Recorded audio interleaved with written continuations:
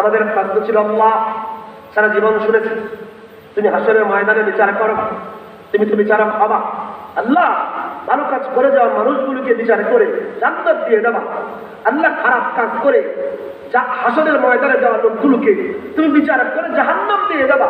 এর মানে আমরা তো জানি আল্লাহ তুমি কাযী ইয়াউমিদ্দিন, কিয়ামত দিবসের বিচারক। কিন্তু হে আল্লাহ, নিজেকে মালিক ইয়াউমিদ্দিন বলে কিয়ামত দিবসের মালিক কেন পরিচয় দিয়েছ? আল্লাহ তুমি বিচার করবা, বিচারক হবা, এরপরে বিচারক কেন পরিচয় দাও নাই, কেন মালিক পরিচয় দিয়েছ? আল্লাহ যেন বলবেন, বান্দা তুমি কি জানো না হাসরের ময়দানে আমি আল্লাহ যদি শুধু বিচারক হয়ে বিচার করতাম, শুধু বিচারক হয়ে বিচার করতাম, বান্দা তুমি কি জানো না বিচারকের সামনে গেলে উকিল নিয়ে যেতে হয়, বিচারকের সামনে গেলে ব্যারিস্টার নিয়ে যেতে হয়। ও বান্দা, আমি আল্লাহ শুধু বিচারক হয়ে বিচার করলে আমার কাছে আসতে হলেও তোমার উকিল নিয়ে আসতে হইতো, আমার কাছে আসতে হইলেও তোমার ব্যারিস্টার নিয়ে আসতে হইতো।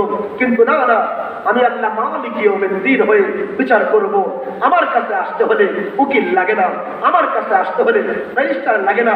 নাম্বার 2 গুরুত্বপূর্ণ পয়েন্ট, ও বান্দা তুমি কি জানো না আমি আল্লাহ শুধু বিচারক হয়ে বিচার করলে বিচারকের সামনে কিন্তু দলিল পেশ হয়ে গেলে, প্রমাণ পেশ হয়ে গেলে, সাক্ষী পেশ হয়ে গেলে বিচারক অপরাধীকে মাফ করতে পারে না, শাস্তি তার দেওয়াই লাগে, শাস্তি দেওয়াই লাগে।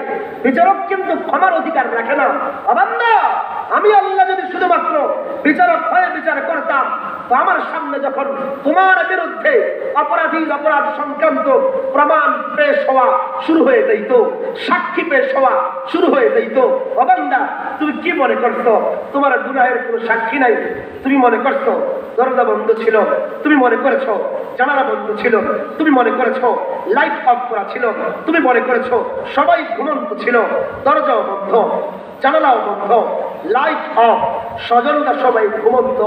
এমন সময় তুমি যে মোবাইল চালু করেছ, ইন্টারনেট অন করেছ, গুগলে সার্চ দিয়েছ, এরপরে কয়টা সিনেমা দেখেছ, কয়টা নাটক দেখেছ, কয়টা বাজে ফিল্ম দেখেছ, কয়টা অশ্লীল মুভি দেখছো? না না, কোনো সাক্ষী নাই তো। দরজা বন্ধ ছিল, কোনো সাক্ষী নাই তো। জানালা বন্ধ ছিল, কোনো সাক্ষী নাই তো। লাইট অফ করা ছিল, কোনো সাক্ষী নাই তো। সবাই ঘুমন্ত ছিল, কেউ নাই তোমার গুনাহের সাক্ষী। কিন্তু না না, বান্দা জানো তোমার বিরুদ্ধে কে কে সাক্ষী দিবে? আল্লাহ বলেন, আল ইয়াউমা নাখতিমু আলা আফওয়াহিহিম ওয়া তুকাল্লিমুনা আইদিহিম ওয়া তাশহাদু আরজুলুহুম বিমা কানু ইয়াকসিবুন ইন্নাস সামআ ওয়াল বাসারা ওয়াল ফুআদা কুল্লু উলাইকা কানা আনহু মাসউলা। আল্লাহ বলেন, বান্দা তোমার পাপের, তোমার গুনাহের, তোমার অপরাধের কে কে সাক্ষী দিবে জানো?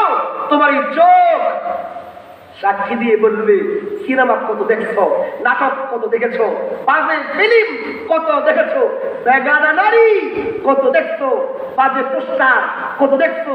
তোমার এই চোখ এক এক করে তোমার পাপের বিরুদ্ধে সাক্ষী দিতে থাকবে।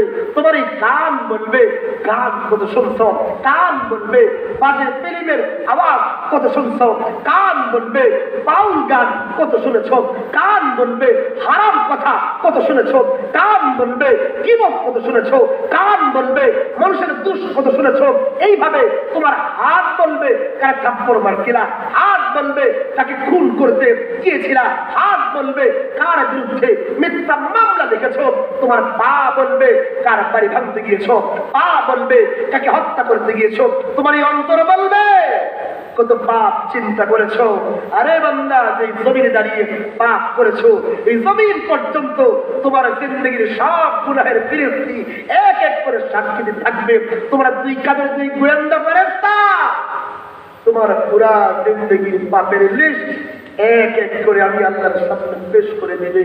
চোখের সাক্ষী, কানের সাক্ষী, হাতের সাক্ষী, কাদের ফেরেশতার সাক্ষী, সব যখন পেশ হয়ে যাবে না, আমি আল্লাহ শুধু বিচারক হয়ে বিচার করলে তোমার বিরুদ্ধে কান, চোখের সাক্ষী পেশ হবার পরে এই দুনিয়ার জমিনে থাকা আমাদের তসবিহওয়ালা পিশাচ, চোখ, কান, হাত, পায়ের সাক্ষী পেশ হয়ে যাওয়ার পরে অনেক বড় বড় পিশাচ আমি আল্লাহ বিচারক হয়ে বিচার করলে আমার কাছ থেকে মাফ পাওয়ার কোনো সুযোগ পাইতা না। আপনি দেখতেছেন হুজুর আইসে ঢাকা থেকে, উনি আপনার মাথায় পানি, গায়ে জুব্বা, কত বড় আন্নাওয়ালা না, কিন্তু আমি যে কয় নাম্বার আন্নাওয়ালা এটা আমার এই চোখ জানে। আমি মনে বুঝাইতে পারি না। আমরা এমন পাপ করি যে পাপ এর কথা আমার বউ জানে, একসাথে থাকার পর। ইমাম সাহেব এমন পাপ করে, মুসল্লি জীবনে চিন্তাও করে। মুসল্লি এমন পাপ করে, ইমাম সাহেব জীবনে চিন্তাও করে, বুঝলেন? কিন্তু আমার এই চামড়া তো জানে আমি কয় নাম্বার বিশ্বাস। এই মনে হয় বুঝাইতে পারতেছি। আরে জানে কি জানে না? হাসরের ময়দানে এই চামড়া তো কান্দারি করবে আমার কাছে, সব গুনাহের সাক্ষী দিয়ে দেবে। এই কান আমার বিরুদ্ধে সাক্ষী দিয়ে দেবে। আরে ধরেন আল্লাহ না করবে, একজন ব্যক্তি খুব অহংকারী, মুতাকাব্বির। অহংকার এটা কবিরা গুনাহ। দুনিয়ার কোনো সাক্ষী আছে আমি তো অহংকারী? এটা কি দেখা যায়? বুঝতে পারি আমি অনেক বড় হিংসু, হিংসা করি, কবিরা গুনাহ, সাক্ষী আছে কেন? কিন্তু হাসরের ময়দানে আমার এই অন্তর আমার বিরুদ্ধে সাক্ষী দিয়ে বলে, হুজুর 24,000 চিত্ত দুনিয়ার অহংকার ধরা খেয়ে বসেন বসেন, দাবি করা অনেক। আল্লাহ যেন বলবেন, বান্দা আমি আল্লাহ শুধু বিচারক হয়ে বিচার করলে তোমার এই চোখ, কান, চামড়া, তোমার কাজের ফেরেশতার সাক্ষী যখন তোমার বিরুদ্ধে পেশ হয়ে যাইত, তোমরা তো আমার কাছ থেকে মাফ পাওয়ার সুযোগ পাইতা না। বিচারক তো মাফ করতে পারে না, শাস্তি দেওয়াই লাগতো, শাস্তি দেওয়াই লাগতো। এর ফলে তোমাদের ক্ষমার কোন সুযোগ থাকতো না। কিন্তু নবান্দা কাজী ইয়াউমিদ্দিন হয়ে কিয়ামত দিবসের বিচারক হয়ে আমি বিচার করবো না বান্দা। আমি না মালিক ইয়াউমিদ্দিন, আমি আল্লাহ কিয়ামত দিবসের মালিক, আমি মালিক হয়ে বিচার করবো। বান্দা তোমার গুনাহ যদি না ওই আকাশের নক্ষত্র পুঞ্জ পরিমাণ হয়, বান্দা তোমার পাপ যদি জমিনের বালুকা রাশি পরিমাণ হয়, বান্দা তোমার গুনাহ যদি ওই সাগরের খাড়া রাশি পরিমাণ হয়, এই সব পাপ গুনাহ অপরাধের বিরুদ্ধে তোমার এই চোখ, তোমার কান, তোমার হাত, তোমার পা, তোমার চামড়া, দুই কাদের ফেরেশতা, তুমি যেই জমিনে দাঁড়িয়ে পাপ করেছো, ওই জমিন সবাই মিল্লা সাক্ষী প্রমাণ দিয়া তোমার গুনাহগার সাব্যস্ত করার পরেও আমি আল্লাহ যেহেতু মালিক, সব থাকার পরেও আমি ইচ্ছে করলেই বলে দিতে পারি, জামান দাও বলে মাফ করে দিলাম। মালিক ব্যক্তি আল্লাহ বলেন, আমি আল্লাহ কিয়ামত দিবসে মালিক হয়ে বিচার করব, মালিক হয়ে।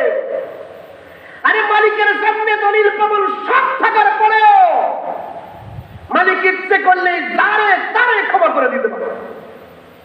আলহামদুলিল্লাহ, আল্লাহ বড় রহম করে আমাদেরকে মালিক হয়ে বিচার করবে।